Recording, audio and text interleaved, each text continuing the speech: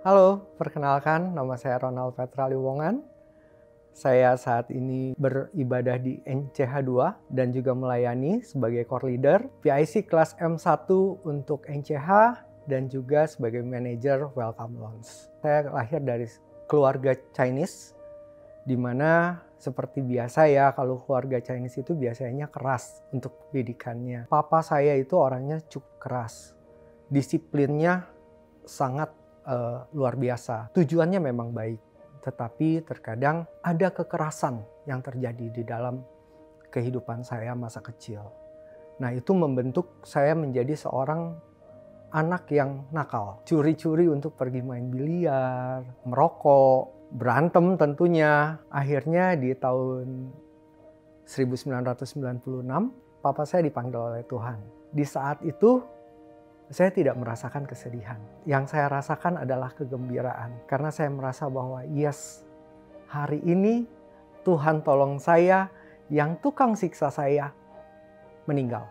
Ada kebahagiaan yang luar biasa dalam hidup saya.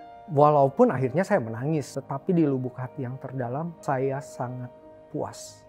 Akhirnya saya berkembang menjadi seorang anak yang nakal. Karena sudah tidak ada orang yang saya takutkan. Orang yang biasa pukul saya kalau saya salah udah nggak ada. Dan karena saya sudah merasakan banyak hal, saat ini saya nggak merasakan hal apa-apa lagi kalau saya dipukul.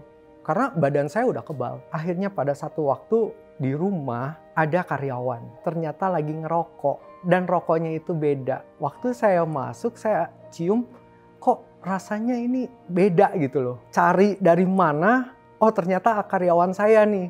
Dia lagi di dalam gudang, lagi ngerokok. Saya tanya, itu apa?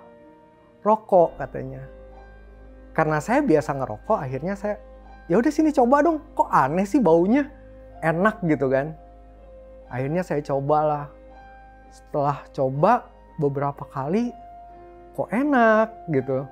Kok ngerasanya kayak dunia jadi ringan gitu kan. Mulai berhalusinasi yang kok muka dia lucu. Dikasih tahulah sama dia, ini ganja. Wah enak ya gitu. Dan karena masih kecil dan belum tahu apa-apa, coba beli lagi dong.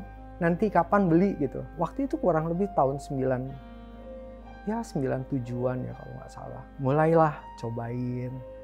Wah enak gitu loh. Nafsu makan jadi tinggi. Nggak kenyang-kenyang gitu kan. Cuman orang rumah tuh nggak ada yang tahu. Mulai dari situ tumbuh menjadi anak yang ya nakal seperti itu ya. Akhirnya di tahun 2000-an saya tuh sempat kerja di salah satu bandar judi bola. Tentunya karena kerjanya juga pekerjaan seperti itu, lingkungannya pun kita tahu lah ya, gelap juga gitu loh. Akhirnya udah mulai coba pakai ekstasi dan lain-lain. Pakai itu sekian tahun, sempat berhenti karena saya keluar dari pekerjaan saya itu. Dan waktu itu saya mendapatkan satu komunitas yang baik di gereja lama saya. Sempat melayani juga di gereja saya yang sebelumnya. Berangkat ke Kalimantan waktu itu untuk bekerja. Kembali lagi, karena ya tinggal di hutan, nggak ada hiburan. Hiburannya juga paling pergi karaoke dan lain-lain. Akhirnya kembali terjerumus. Obat-obatan, sabu, Happy Five, ekstasi, ganja, semua saya pakai. Termasuk minum-minuman keras. Jadi setiap hari pakai barang-barang seperti itu. Sampai akhirnya waktu itu saya pulang ke Jakarta. Sekitar tahun 2011 waktu itu. Sampai saya akhirnya ketemu dengan istri saya. Waktu ketemu sama istri saya masih tetap menggunakan barang-barang itu. Sampai di 2016 saya ngerasa bahwa saya nggak bisa kayak gini terus. Tiba-tiba pengen datang ke NDC yang di Central Park. Waktu saya datang, itu saya benar-benar ngerasa, wah, saya kayak ditangkap sama Tuhan. Sebenarnya saya awalnya nggak suka sama gereja ini. Karena gereja ini terlalu rame. Jadi kayak, aduh rame banget gitu loh, empet-empetan gitu. Walaupun sebenarnya nggak empet-empetan, tapi karena nggak suka itu tiba-tiba jadi jatuh cinta dengan gereja ini. Waktu itu Pastor Yosia yang khotbah ya, saya ngomong di hati saya, Tuhan saya pengen berubah. Tuhan saya pengen dapat satu komunitas yang baik. Selesai ibadah, saya keluar lagi antri untuk ngambil minum sambil nunggu anak saya yang lagi sekolah minggu. Tiba-tiba ada satu bapak yang pegang saya terus dia bilang, "Kamu orang baru ya di sini ya?"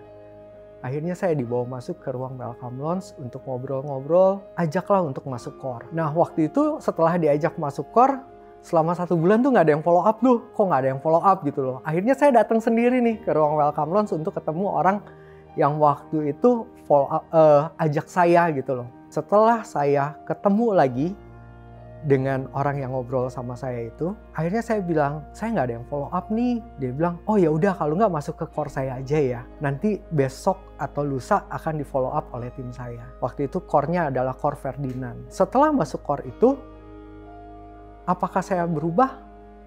Enggak langsung berubah. Karena saya core hari Jumat, saya akan antar istri pulang, nanti habis itu saya pergi lagi sampai pagi gitu loh. Pakai lagi barang-barang yaitu narkoba dan lain-lain. Hingga akhirnya satu waktu mata saya itu tiba-tiba ada titik hitam. Nah, titik hitam itu tadinya cuma setitik. Gak lama dia mulai banyak. Kok ada yang aneh di mata saya gitu. Setelah dicek, dokter bilang waktu itu saya punya retina sobek. Saya harus dioperasi. Satu mata seingat saya sekitar 80-an juta untuk operasi satu mata. Sedangkan yang robek itu 2 mata, kanan dan kiri. Walaupun punya keinginan untuk berubah, ya tapi masih tetap bandel. Saya ingat di September tanggal 5, saya bilang sama Tuhan, saya mau berubah. Hari itulah dimana saya benar-benar komitmen sama Tuhan. Saya nggak akan pernah mau minum alkohol lagi, saya nggak akan mau pakai narkoba dan melakukan hal-hal yang nggak benar. Kenapa hal itu juga bisa terjadi? Salah satunya karena faktor dari core, penerimaan yang saya terima di sana. Bagaimana mereka mendukung saya. Core leader saya dulu, Ferdinand itu sangat-sangat mendukung. Selalu tanya keadaan, dia perhatian gitu loh. Mendampingi dari awal sampai saya akhirnya benar-benar bertobat. Dia tuh menginspirasi saya. Oh, saya harus berubah. Oh, saya punya komunitas yang baik. Karena diterima punya komunitas yang baik, sudah saatnya saya harus lepaskan komunitas yang gak bagus buat saya. Dan akhirnya setelah pertobatan itu saya mulai melayani aktif di gereja, dan di 2021 Desember saya menjadi seorang core leader. Hari ini mata saya dipulihkan tanpa ada operasi. Puji Tuhan, yang tadinya saya nggak bisa ngelihat dengan jelas, tapi hari ini saya bisa melihat dengan jelas. Tolong kalau sembuhin, tetap tinggalkan satu tanda di mata saya. Kalau saya ngerasa ada pengen melakukan hal-hal yang nggak baik, dan saya melihat tanda itu, saya mengingat kebaikannya Tuhan dalam hidup saya. Dan sampai hari ini ada satu titik darah di mata sebelah kiri saya yang sampai hari ini nggak hilang. This is my story. What's yours?